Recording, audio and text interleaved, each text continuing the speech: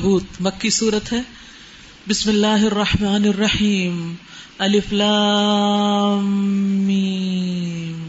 احسب الناس ان يتركوا ان يقولوا آمنا وهم لا يفتنون. شروع کرتی ہوں اللہ کے نام سے جو بے انتہا مہربان نہایت رحم فرمانے والا ہے. الف لام میم. کیا لوگوں نے یہ سمجھ رکھا ہے کہ وہ بس اتنا کہنے پر چھوڑ دیے جائیں گے کہ ہم ایمان لائیں؟ بس صرف لا الہ الا اللہ پڑھ لینا کافی ہے اور ان کو آزمایا نہ جائے گا؟ امتحان نہیں ہوگا؟ سب کا امتحان ہوگا. یہ دنیا تو ہے ہی کمرہ امتحان. اس میں مرد عورت بڑا چھوٹا غریب امیر مومن مشرک سب کے سب آزمائے جا رہے ہیں. اس لیے اللہ سبحانہ و تعالی یہاں پر فرماتے ہیں کہ کیا تم یہ سمجھتے ہو کہ آزمائش نہ ہوگی؟ آزمائش تو ہوگی. سعد رضی اللہ عنہ کہتے ہیں کہ ایک مرتبہ میں نے عرض کیا اے اللہ کے رسول صلی اللہ علیہ وسلم، سب سے سخت آزمائش کس کی ہوتی ہے؟ سب سے زیادہ آزمائشیں کن پر آتی ہیں؟ آپ نے فرمایا انبیاء پر، پھر صالحین پر، پھر درجہ بدرجہ عام لوگوں پر. تو جس پر آزمائشیں جتنی زیادہ آتی ہیں وہ اللہ کا اتنا ہی زیادہ مقرب ہوتا ہے. انسان پر آزمائش اس کے دین کے اعتبار سے آتی ہے. اگر اس کے دین میں پختگی ہو تو اس کی آزمائش میں مزید اضافہ کر دیا جاتا ہے، اور اگر اس کے دین میں کمزوری ہو تو اس میں تخفیف کر دی جاتی ہے. سورۃ البقرہ میں بھی اللہ تعالیٰ فرماتے ہیں ام حسبتم ان تدخلوا الجنۃ ولما یأتکم مثل الذین خلوا من قبلکم مستهم البأساء والضراء وزلزلوا حتى يقول الرسول والذین آمنوا معه متى نصر اللہ الا ان نصر اللہ قریب. کیا تم نے یہ سمجھ رکھا ہے کہ تم جنت میں داخل ہو جاؤ گے حالانکہ ابھی تم پر وہ حالات نہیں گزرے جو تم سے پہلے گزرے ہوئے اہل ایمان پہ گزر چکے؟ ان پر سختیاں اور تکلیفیں آئیں اور وہ ہلا مارے گئے یہاں تک کہ رسول اور اس کے ساتھ ایمان لانے والے لوگ پکار اٹھے کہ اللہ کی مدد کب آئے گی؟ تب انہیں سنائی گئی خوشخبری خبردار رہو اللہ کی مدد قریب ہے. یعنی یہ اللہ کی سنت رہی ہے، اللہ کا طریقہ رہا ہے کہ وہ اپنے پیاروں کو آزمائے، کیونکہ اسے چھان پٹک کر دیکھنا ہے کہ کون واقعی اس سے محبت رکھتا ہے، کون واقعی اپنے ایمان میں سچا ہے. ورنہ زبانی دعوے تو سب کے لیے بہت آسان ہے. اصل چیز تو امتحان ثابت کرتا ہے کہ انسان اپنے کسی دعوے میں کتنا سچا ہے. وَلَقَدْ فَتَنَّا الَّذِينَ مِن قَبْلِهِمْ، حالانکہ ہم ان سب لوگوں کی آزمائش کر چکے ہیں جو ان سے پہلے گزرے. وَلَيَعْلَمَنَّ اللَّهُ الَّذِينَ صَدَقُوا، اللہ کو تو ضرور یہ دیکھنا ہے کہ سچے کون ہیں، اس لیے آزمائش آ رہی ہے. وَلَيَعْلَمَنَّ الْكَاذِبِينَ، اور ضرور دیکھنا ہے، ضرور جاننا ہے کہ جھوٹے کون ہیں. جانتا تو اللہ تعالیٰ پہلے ہی ہے، لیکن آزمائش کر کے دیکھنا چاہتا ہے، کیونکہ جب تک کسی چیز کو عملی طور پر سامنے دیکھ نہ لیا جائے انصاف کا تقاضا پورا نہیں ہوتا.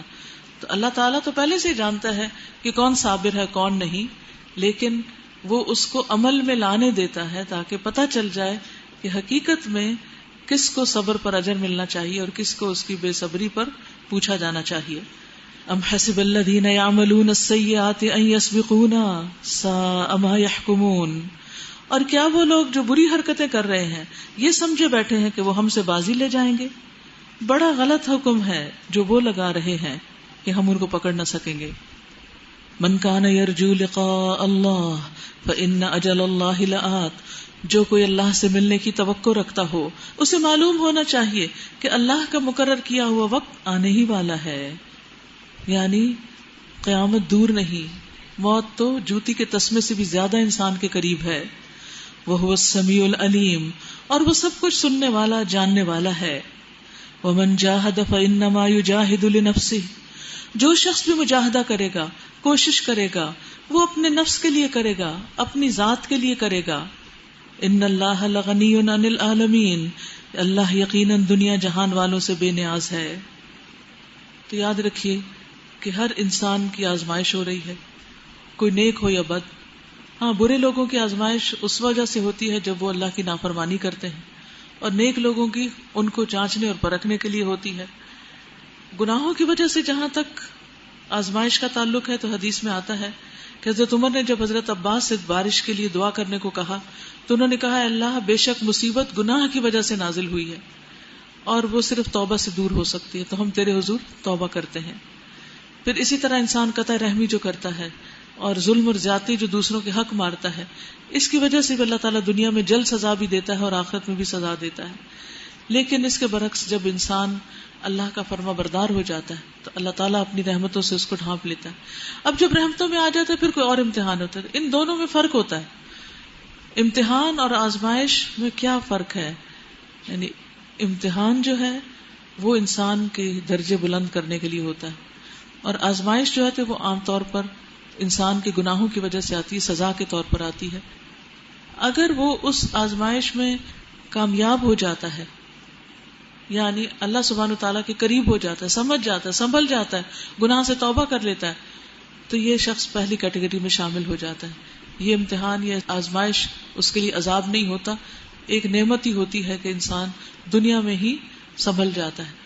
اور اگر انسان تکلیف میں مبتلا ہو کر اللہ سے ناراض ہو جاتا ہے تو یہ اس کے لیے سخت آزمائش ہوتی ہے، جس کی وجہ سے اس کی پھر پکڑ ہوگی، کیونکہ کسی کو حق نہیں کہ وہ اللہ سے ناراض ہو۔ اور پھر یہ یاد رکھیے کہ جو اللہ سے ملنے کی توقع رکھتا ہے اسے معلوم ہونا چاہیے کہ وقت جلد آنے والا ہے۔ جب وقت جلد آنے والا ہے تو اس سے پہلے جب ٹائم شارٹ ہوتا ہے، یعنی وقت کم، مقابلہ سخت ہوتا ہے، تو پھر انسان کیا کرتا ہے؟ بھاگ دوڑ شروع کر دیتا ہے، وہ لیزی ہو کے زندگی نہیں بسر کرتا۔ جو بھی کرنے کے کام ہے، اب پورے قرآن میں سے جتنی جتنی چیزیں عمل کی ہمارے سامنے آ رہی ہیں، ان سب کو اگر انسان واقعی کرنا چاہے تو اس کے لیے پھر سستی کرنے کی گنجائش نہیں ہے، اس کو اپنے ہر لمحے سے بہترین فائدہ اٹھانا ہوتا ہے۔ تو ایسا کر کے بھی انسان بندوں پر یا اللہ پر کوئی احسان نہ جتائے کہ میں نے اتنی نیکیاں کر لی، ایسے ایسے کام کر لیے، نہیں، یہ دراصل انسان کا اپنا فائدہ ہے جب وہ محنت کرتا ہے۔ والذین آمنوا وعملوا الصالحات لنکفرن عنہم سیئاتہم ولنجزینہم احسن الذی کانوا یعملون۔ جو لوگ ایمان لائے اور نیک عمل کیے ان کی برائیاں ہم ان سے دور کر دیں گے، یعنی ان کی تکلیفیں دور کر دیں گے دنیا میں بھی اور آخرت میں بھی، اور انہیں ان کے بہترین اعمال کی جزا دیں گے۔ ہم نے انسان کو ہدایت کی کہ اپنے والدین کے ساتھ نیک سلوک کرے۔ نیک اعمال میں سب سے بڑا نیک عمل اللہ کے اوپر ایمان لانے کے بعد، شرک سے بچنے کے بعد والدین کے ساتھ حسن سلوک ہے۔ لیکن اگر وہ تجھ پر زور ڈالے کہ تو میرے ساتھ کسی ایسے معبود کو شریک ٹھہرائے جسے تو میرے شریک کی حیثیت سے نہیں جانتا، تو ان کی اطاعت نہ کر، میری ہی طرف تم سب کو پلٹ کر آنا ہے، پھر میں تم کو بتا دوں گا کہ تم کیا کرتے رہے ہو۔ یعنی اللہ ہی نے حکم دیا کہ ماں باپ کا کہاں مانا جائے، اور اللہ ہی کا حکم ہے کہ اللہ کی نافرمانی میں ماں باپ کی بات نہ مانی جائے۔ جب آپ دیکھیے کہ آپ میں سے بھی جتنے لوگ دنیا کے طور طریقے چھوڑ کر جب دین کے طور طریقے اختیار کرتے ہیں تو لازماً کچھ مشکلات سے گزرتے ہیں۔ کبھی وہ زبانی اذیتیں ہوتی ہیں لوگوں کی، کبھی لوگوں کے الزام ہوتے ہیں، اور کبھی جسمانی طور پر بھی انسان کو مشقتوں سے گزرنا پڑتا ہے۔ کبھی مالی پریشانیاں سامنے آ جاتی ہیں، کسی کو جاب چھوڑنی پڑتی ہے، کسی کو حرام طریقے پر چلتے ہوئے حرام راستوں کو چھوڑ کر حلال کی طرف رخ کرنا پڑتا ہے، اور اس میں دیر ہوتی ہے تو انسان کی آزمائش ہوتی ہے۔ تو یہ ساری چیزیں تو ہیں، لیکن اللہ تعالیٰ فرماتے ہیں اگر تم محنت کرو گے تو یہ تمہارے اپنے ہی حق میں بہتر ہوگا۔ اور پھر بعض آزمائشیں ایسی ہوتی ہیں کہ جس میں اللہ سبحانہ وتعالیٰ کے حکم کے خلاف ماں باپ کا حکم آ جاتا ہے، جبکہ ماں باپ کے ساتھ حسن سلوک کا حکم بھی اللہ نے دیا، تو انسان کنفیوز ہو جاتا ہے کہ اللہ ہی کہتا ہے کہ ماں باپ کا خیال رکھو، اور اب ماں باپ کی اگر ہم بات نہ مانے تو وہ تو فلیئر اپ ہو جاتے ہیں اور بہت ناراض ہوتے ہیں، تو کیا کریں؟ تو ایسی صورت میں جہاں اللہ کا حکم آ جائے وہاں ماں باپ کی بات نہیں مانی جائے گی۔ لا طاعۃ لمخلوق فی معصیۃ الخالق، کسی مخلوق کی اطاعت جائز نہیں خالق کی معصیت میں، نافرمانی میں۔ یہاں اسی لیے کہا جا رہا ہے کہ اگر تمہارے ماں باپ بھی کہیں، اگرچہ میں خود کہتا ہوں کہ ماں باپ کی بات مانو، لیکن اس موقع پر ماں باپ کی نہیں ماننی، اگر وہ تمہیں کہیں کہ تم ان کی اطاعت کرو تو ان کی اطاعت نہ کرو، اور ان کی اطاعت کیا کہ شرک کرنے کو کہیں یا کوئی حرام کام کرنے کو کہیں، میری ہی طرف تم سب کو پلٹ کر آنا ہے، پھر میں تم کو بتا دوں گا کہ تم کیا کرتے رہے ہو۔ اور جو لوگ ایمان لائے ہوں گے اور جنہوں نے نیک عمل کیے ہوں گے انہیں ہم ضرور صالحین میں داخل کر دیں گے۔ وَمِنَ النَّاسِ مَن يَقُولُ آمَنَّا بِاللَّهِ، اور لوگوں میں سے کوئی ایسا ہے جو کہتا ہے ہم اللہ پر ایمان لائے، فَإِذَا أُوذِيَ فِي اللَّهِ جَعَلَ فِتْنَةَ النَّاسِ كَعَذَابِ اللَّهِ، مگر جب وہ اللہ کے معاملے میں ستایا گیا تو اس نے لوگوں کی ڈالی ہوئی آزمائش کو اللہ کے عذاب کی طرح سمجھ لیا۔ یعنی لوگوں کی باتوں کو عذاب سمجھ لیا اللہ کی طرف سے آنے والا. یہ بازو کا دین میں آتے ہوئے ماں باپ کی طرف سے یا رشتہ داروں یا بہن بھائیوں یا دوستوں یا سوسائٹی کی طرف سے کئی طرح کے تانے سننے پڑتے ہیں. تو اس صورت میں کچھ لوگ تو ان کو سنی انسنی کر دیتے ہیں, کچھ لوگ ان کو سمجھتے ہیں کہ یہ اس راستے کے پتھر ہیں, یہ تو کھانے ہی پڑیں گے, اور کچھ لوگ ان کو اللہ کا عذاب سمجھ لیتے ہیں اور پریشان ہو جاتے ہیں, پینک ہو جاتے ہیں, اور پھر اللہ کا راستہ چھوڑنا چاہتے ہیں کہ یہ تو بہت مشکل راستہ ہے, ہم آگے نہیں جا سکتے. اب اگر تیرے رب کی طرف سے فتح و نصرت آ گئی تو یہی شخص کہے گا کہ ہم تو تمہارے ساتھ تھے. کیا دنیا والوں کے دلوں کا حال اللہ کو بخوبی معلوم نہیں کہ کون دل سے ساتھ تھا اور کون اوپر سے؟ اور اللہ کو تو ضرور یہ دیکھنا ہے کہ ایمان لانے والے کون ہیں اور منافق کون. یہ کافر ایمان والوں سے کہتے ہیں کہ تم ہمارے طریقے کی پیروی کرو اور تمہاری خطاؤں کو ہم اپنے اوپر لے لیں گے. آج بھی دنیا میں بہت سے لوگ کہتے ہیں ہماری مان جاؤ, اللہ کو ہم جواب دے دیں گے, تم کہہ دینا اس نے کہا تھا, ہم پہ ڈال دو. حالانکہ ان کی خطاؤں میں سے کچھ بھی وہ اپنے اوپر لینے والے نہیں. دنیا میں بھی ایسا نہیں ہوتا کہ کوئی شخص قتل کر کے ذمہ داری دوسرے پہ ڈالے اور عدالت اس کو ایکسپٹ کر لے, ہاں اسی نے بہکایا تھا. وہ قطعاً جھوٹ کہتے ہیں. ہاں ضرور وہ اپنے بوجھ بھی اٹھائیں گے اور اپنے بوجھوں کے ساتھ دوسرے بوجھ بھی بہت سے. یعنی جو غلط کرے گا وہ اپنے گناہ کا وبال بھی بھگتے گا اور جس کو اس نے بھٹکایا ہوگا ان کے گناہوں کا وبال بھی. اور قیامت کے روز یقیناً ان سے ان افطرا پردازیوں کی باس پرس ہوگی جو وہ کرتے رہے ہیں. وَلَقَدْ أَرْسَلْنَا نُوحًا إِلَىٰ قَوْمِهِ فَلَبِثَ فِيهِمْ أَلْفَ سَنَةٍ إِلَّا 50 عَامًا فَأَخَذَهُمُ الطُّوفَانُ وَهُمْ ظَالِمُونَ. ہم نے نوح علیہ السلام کو اس کی قوم کی طرف بھیجا اور وہ 50 کم 1000 برس ان کے درمیان رہے. آخر کار ان لوگوں کو طوفان نے آ گھیرا اس حال میں کہ وہ ظالم تھے. پھر نوح علیہ السلام کو اور کشتی والوں کو ہم نے بچا لیا اور اسے دنیا والوں کے لیے ایک نشان عبرت بنا کر رکھ دیا. اور ابراہیم علیہ السلام کو بھیجا جبکہ اس نے اپنی قوم سے کہا اللہ کی بندگی کرو اور اس سے ڈرو, یہ تمہارے لیے بہتر ہے اگر تم جانو. تم اللہ کو چھوڑ کر جنہیں پوج رہے ہو وہ تو محض بت ہیں اور تم ایک جھوٹ گھڑ رہے ہو. یعنی حقیقت میں اللہ سبحانہ تعالیٰ کا کوئی شریک ہی نہیں. یہ بات کہنا ہی جھوٹ ہے, سب سے بڑا جھوٹ, کیونکہ اس کی کوئی حقیقت نہیں, نہ دنیا میں نہ آخرت میں. در حقیقت اللہ کے سوا جن کی تم پرستش کرتے ہو وہ تمہیں کوئی بھی رزق دینے کا اختیار نہیں رکھتے. لیکن کس قدر افسوس کی بات ہے کہ ہمارے معاشرے میں لوگ درباروں پہ جاتے ہیں, مزاروں پہ جاتے ہیں, زیارتوں پہ جاتے ہیں اور وہاں جا کر روزی مانگتے ہیں. کسی کو مشکل کشا کہتے ہیں اور کسی کو فریاد رس, غوث اعظم, داتا, گنج بخش. کس قدر شرک پر مبنی یہ القابات ہے کہ خزانہ بخشنے والے. کوئی شخص مرنے کے بعد کسی کو کون سا خزانہ دے سکتا ہے؟ یہ انسان کی بھول ہے. یہ سب جھوٹ میں شامل ہوتا ہے. تو اللہ تعالیٰ فرماتے ہیں کہ اور تم ایک جھوٹ گھڑ رہے ہو. ان الذین تعبدون من دون اللہ, در حقیقت اللہ کے سوا تم جس کی بھی پرستش کرتے ہو, لا یملکون لکم رزقا, وہ کسی رزق کے مالک نہیں. کبھی بھی کسی در پہ نہ جائیے اللہ کو چھوڑ کر, مصلی چھوڑ کر کہ کوئی اور رزق دے گا. فابتغوا عند اللہ الرزق, رزق اللہ کے پاس تلاش کرو, اس سے مانگو, اس سے دعائیں کرو, نیک کام کرو کہ اللہ تعالیٰ فراخی پیدا کر دے. وَاعْبُدُوهُ وَاشْكُرُوا لَهُ, اور اس کی عبادت کرو اور اسی کا شکر ادا کرو. الیہ ترجعون, اسی کی طرف تم سب لوٹائے جانے والے ہو. وَإِن تُكَذِّبُوا, اور اگر تم جھٹلاتے ہو, فَقَدْ كَذَّبَ أُمَمٌ مِّن قَبْلِكُمْ, تو تم سے پہلے بہت سی قومیں جھٹلائی جا چکی ہیں. یعنی ان کے پیغمبروں کی بات بھی ان کی قوموں نے نہیں مانی. اور رسول پر صاف صاف پیغام پہنچا دینے کے سوا کوئی ذمہ داری نہیں.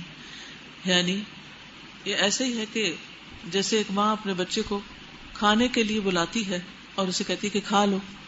اگر وہ کھا لیتا ہے تو ٹھیک, اگر نہیں تو تھوڑا سا مزید سمجھاتی, تھوڑا سختی کرتی, ہاتھ پکڑ کے کہتی کہ کھا لو, یہ منہ میں ڈالنے کی کوشش کرتی. لیکن کبھی کسی ماں کو یہ کرتے دیکھا کہ بچے کو نیچے لٹا کے اس پہ سوار ہو کے اس کے منہ میں زبردستی ڈالے؟ کبھی ایسا تو نہیں کیا نا. یہ کرنا پیغمبر کا کام نہیں کہ جو نہیں مانتے ان کو گرا کے پھر ان کے منہ میں ٹھوسے ہدایت کہ پڑھو اس کو, پڑھو لا الہ الا اللہ. یہ نہیں ہو سکتا. ہاں آپ کسی کو بتائیں گے, سمجھائیں گے, دلیل دیں گے, نہیں مانے گا پھر سمجھائیں گے, آخرکار اس کو اس کے حال پہ چھوڑ دیں گے. یہی کرنے کا کام ہے. بتانے کو اچھی طرح انسان بتائے, اپنا فرض پورا کر دے, لیکن اگر کوئی نہ مانے تو پھر پیچھا نہ کرے. کیا ان لوگوں نے کبھی دیکھا ہی نہیں کہ اللہ کس طرح خلق کی ابتدا کرتا ہے؟ یعنی غور ہی نہیں کیا, غور و فکر نہیں کیا کہ آغاز کیسے ہوتا ہے. ثم یعیدہ، پھر اس کا اعادہ کرتا ہے. ایک تو بڑا اعادہ ہے اور ایک چھوٹا چھوٹا بھی. آپ دیکھیے کہ جیسے بیج سے ایک پودا نکلتا ہے، اگر آپ سارے مرحلے کو واچ کرتے رہیں کہ جب وہ بیج آپ کے ہاتھ میں تھا، پھر وہ آپ نے خود اپنے ہاتھ سے زمین میں ڈالا، پھر اس کے اندر سے کونپل پھوٹی اور پھر وہ پودا بنا اور پھر پھل پھول لایا اور اس کے پھر بیج آپ کے ہاتھ میں آ گئے. یہ سارا پروسیس کتنے مرحلوں میں طے ہوتا ہے اور کتنا وقت اس پہ لگتا ہے، لیکن یہ ہو جاتا ہے، کوئی اس کو روک نہیں سکتا. تو ثم یعیدہ، تو یہ سبق ہمیں سکھاتا ہے کہ اللہ تعالیٰ نے جس طرح ہمیں دنیا میں بھی ایسے ہی پیدا کیا اور پھر بچپن سے جوانی، جوانی سے بڑھاپا اور مختلف کام کرتے کرتے انسان اپنے بچے پیچھے چھوڑ جاتا ہے دنیا میں بیج، اور خود آخرت کے لیے روانہ ہو جاتا ہے. اور پھر ایک نئی نسل آتی ہے، پھر اس کے بعد ایک نئی نسل آتی ہے، اور بالآخر قیامت کے دن سب کو اکٹھا کر لے گا اور سب کا حساب لے گا، بھاگ کے کوئی بھی نہ جا سکے گا. ان ذالک علی اللہ یسیر، یقیناً یہ اعادہ تو اللہ کے لیے بہت آسان تر ہے. قل سیروا فی الارض فانظروا کیف بدأ الخلق ثم اللہ ینشئ النشأۃ الآخرہ، کہو ذرا زمین میں چل پھر کر دیکھو اس نے کس طرح خلق کی ابتدا کی ہے، پھر اللہ بار دیگر بھی زندگی بخشے گا. یقیناً اللہ ہر چیز پر قادر ہے، جسے چاہے سزا دے، جس پر چاہے رحم فرمائے. اسی کی طرف تم پھیرے جانے والے ہو. تم نہ زمین میں عاجز کرنے والے ہو اور نہ آسمان میں، یعنی کسی کا بھی زور نہیں ہے اللہ کے مقابلے میں، نہ زمین میں نہ آسمان میں. اور اللہ سے بچانے والا کوئی سرپرست اور مددگار تمہارے لیے نہیں ہے. جن لوگوں نے اللہ کی آیات کا اور اس سے ملاقات کا انکار کیا ہے وہ میری رحمت سے مایوس ہو چکے ہیں اور ان کے لیے دردناک سزا ہے. پھر اس کی قوم کا جواب اس کے سوا کچھ نہ تھا کہ انہوں نے کہا قتل کر دو اس کو یا جلا ڈالو. آخر کار اللہ نے اسے آگ سے بچا لیا، ابراہیم علیہ السلام کو. ان فی ذلک لآیات، یقیناً اس میں بہت سی نشانیاں ہیں. کس کے لیے؟ لقوم یؤمنون، اس قوم کے لیے جو ایمان رکھتی ہو. وقال انما اتخذتم من دون اللہ اوثانا مودۃ بینکم فی الحیاۃ الدنیا، اور اس نے کہا تم نے دنیا کی زندگی میں تو اللہ کو چھوڑ کر بتوں کو اپنے درمیان محبت کا ذریعہ بنا لیا ہے. یعنی اللہ کو محبت کی بنیاد بنانے کی بجائے بتوں کے نام پر محبت تم نے قائم کر رکھی ہے اپنی اجتماعی زندگی. اور اگر آپ دیکھیں تو جس طرح مسلمانوں کی زندگی مسجد کے گرد ایوالو کرتی ہے، اسی طرح دیگر مذاہب کے جو لوگ ہیں جس نظریے اور عقیدے پر ہوتے ہیں اسی پر ان کی اجتماعی زندگی کا انحصار ہوتا ہے. ان کے آپس میں غم، خوشیاں، شادی، غمی، فوتگی، ان کے آپس میں تعلقات، ان کے بزنسز اور دنیا کے سارے کاموں میں وہ مذہب کی بنیاد پر ایک دوسرے کے ساتھ تعاون کرتے ہیں. اور اسی لیے ان کی عبادت گاہیں صرف عبادت گاہ نہیں ہوتی بلکہ سوشل گیدرنگ کا بھی ایک مقام ہوتی ہے یا ذریعہ ہوتی ہے. تو یہاں تو اتنی ورائٹی ہے نہیں، لیکن جب کینیڈا میں تھی میں تو میں بطور خاص مختلف چرچز کو اور مندرز کو اور گردوارز کو دیکھنے کے لیے گئی تھی کہ یہاں پر لائف کس طرح ہے، کیا کیا کرتے ہیں یہ لوگ. تو مجھے اتنی حیرت ہوئی کہ بالکل وہی منظر ہوتا ہے جیسے رمضان میں مسجد میں افطاریاں بھی ہو رہی ہیں اور نکاح بھی ہو رہے ہیں اور نمازیں بھی ہو رہی ہیں اور لوگوں کے اور بھی کچھ مسئلے کاؤنسلنگ بھی ہو رہی ہے، لڑائی جھگڑے کے فیصلے بھی ہو رہے ہیں. تو سوشل سرکل جو ہے وہ ان ملکوں میں کم، لیکن ان ملکوں میں سارا مسجد کے گرد گھومتا ہے کسی ایک نظریے کے ماننے والوں. تو اسی طرح گردوارے میں بھی کھانے پک رہے ہیں، لنگر لگے ہوئے ہیں، لوگ بچے بوڑھے بڑے جوان چھوٹے بڑے دن کو رات کو جمع ہو رہے ہیں، اکٹھے ہو رہے ہیں، آپس میں شادیاں ہو رہی ہیں، بزنس کو بڑھانے کے لیے آپس میں بات چیت ہو رہی ہے. تو یہ ساری چیزیں بہرحال کسی نہ کسی نقطے پر ضرور آ کے جمع ہوتی. ہمیں یہ سوچنا چاہیے کہ ہمارا سوشل سرکل کیا ہے اور ہماری محبتوں کی بنیاد کیا ہے. کیا صرف کوئی جاب، کیا کوئی بزنس، یا دین؟ اگر دین کی بنیاد پر یہ سب کچھ ہوگا تو ہی فائدہ دے گا، ورنہ جو دوستیاں اور تعلق، کیونکہ سوشل اینیمل کہا جاتا ہے انسان کو، اگر سے انسان اینیمل نہیں ہے، انسان ہی ہے، لیکن انسان کی نیڈ ہے کہ اس کے ارد گرد سوشل سرکل ہو، تو اس کی بنیاد بھی دین اور ایمان ہونا چاہیے. اب آپ دیکھیے کہ سوشل میڈیا نے، فیس بک، ٹویٹر وغیرہ نے اب فزیکل پریزنس کو بھی ختم کر دیا ہے. اس کی بھی اب ضرورت نہیں، اب لوگ اپنے موبائل پہ بیٹھ کے پوری دنیا سے رابطے میں ہوتے ہیں. اور پھر دیکھنا چاہیے کہ کس کے ساتھ رابطے پر ہیں، نقطہ محبت کیا ہے، تعلق کی بنیاد کیا ہے. کیا صرف بزنس، پالیٹکس یا ریلیجن یا کیا چیز؟ کیونکہ یہ بہت اہم ہے کہ ہم کس بنیاد پر آپس میں ایک دوسرے سے محبت کرتے ہیں، کیونکہ انسان انہی کے ساتھ اٹھایا جائے گا جن سے وہ محبت کرتا ہوگا. اور پھر الحقنی بالصالحین، اسی سے پتہ چل جاتا ہے کہ اللہ مجھے نیک لوگوں کے ساتھ ملا، کہ وہ اسی کی بنیاد پر اکٹھے ہوتے ہیں اور اسی کی بنیاد پر الگ ہوتے ہیں.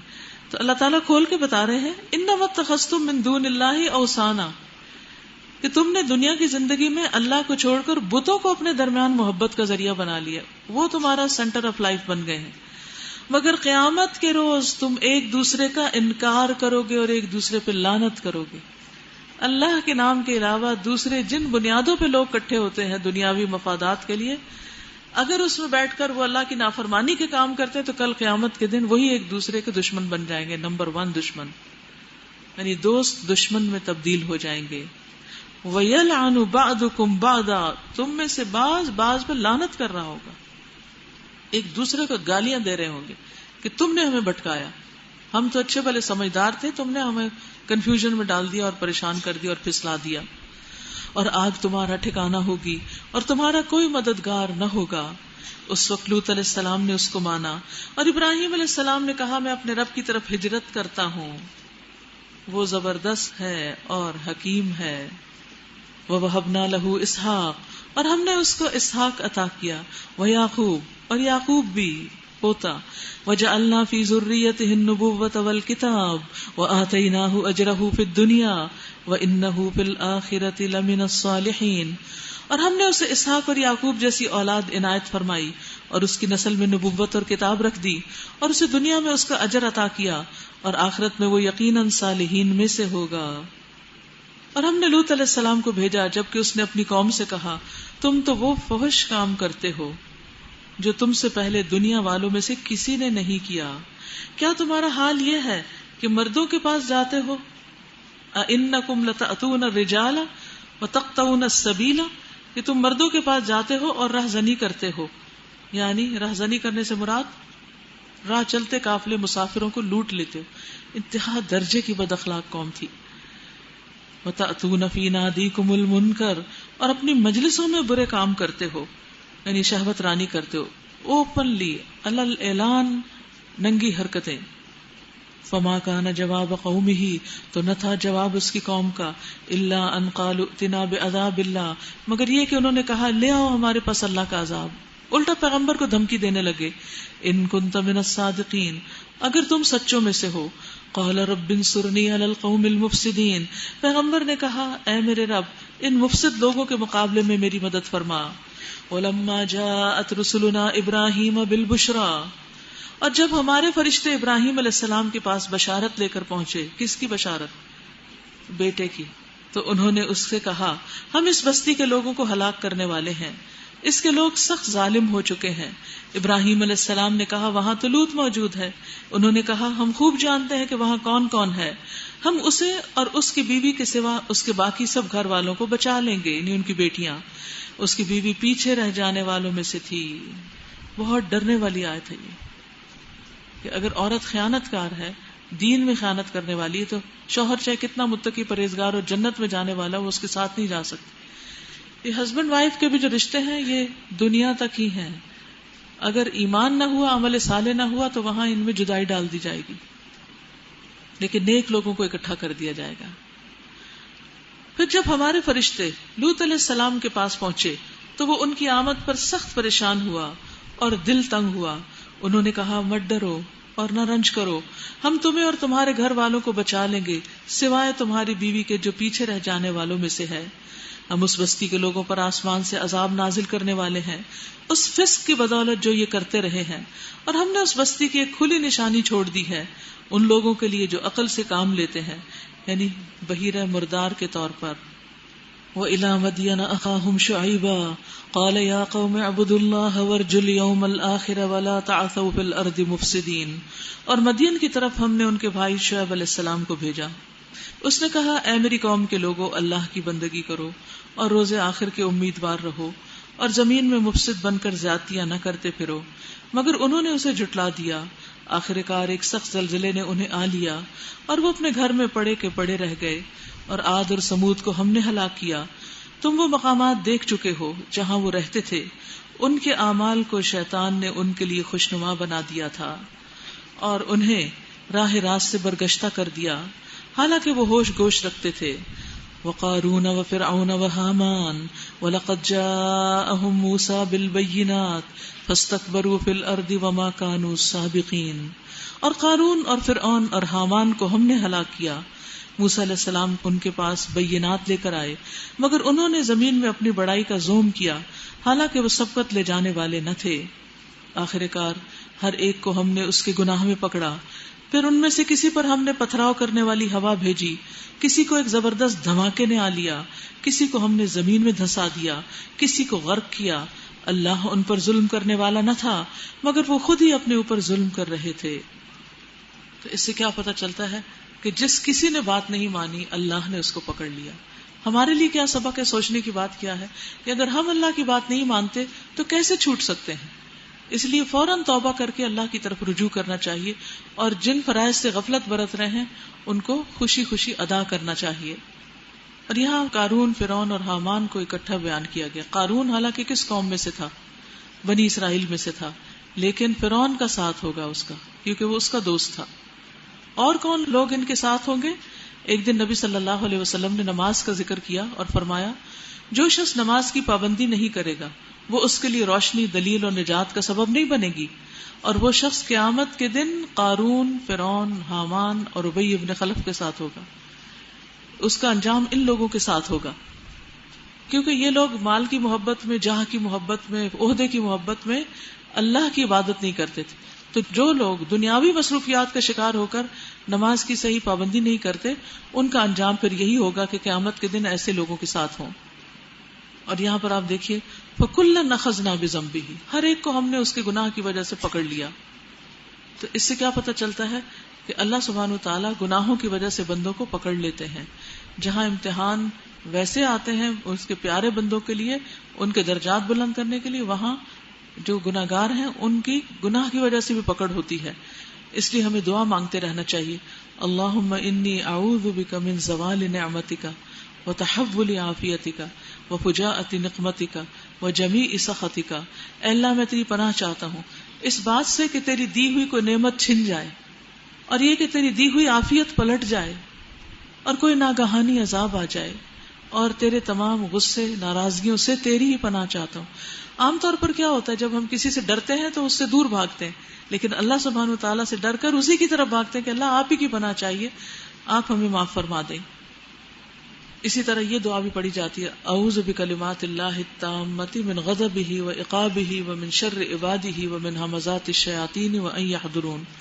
میں اللہ کے کامل کلمات کی پناہ میں آتا ہوں، اس کے غضب سے، اس کی سزا سے، اس کے بندوں کے شر سے، شیطانوں کے وسوسوں سے، اور اس بات سے کہ وہ میرے پاس حاضر بھی ہوں۔